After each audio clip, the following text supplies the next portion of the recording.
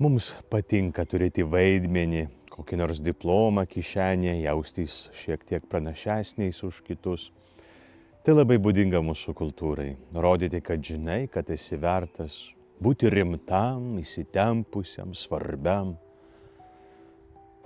Kuo daugiau darome, tuo labiau pasipūčiam ir atrodo, kad taip geriau.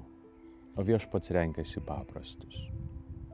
Tuos, kurie neslepiasi už titulų, už vaidmenų, už dirbtinio įvaizdžio. Nekalbu apie naivumą ar paviršutiniškumą. Kalbu apie paprastus žmonės, kurie žino, kad nežino. Kurie yra atviri kaip vaikai. Kurie nesivaizduoja esantis svarbus. Kaip šventoji Kotryna Sienietė, kurią šiandien minime. Paprasta mergina. Bet Dievo pasirinkta tapti išmintinga, ne savo jėgomis, bet šventosios dvasios galia. Ji vadovavo popiežiams, rašė ir įrodinėdavo laiškuose karaliams ir vadovams. Dievas renkasi paprastus, nes per juos atsiskleidžia jo galia ir didybė.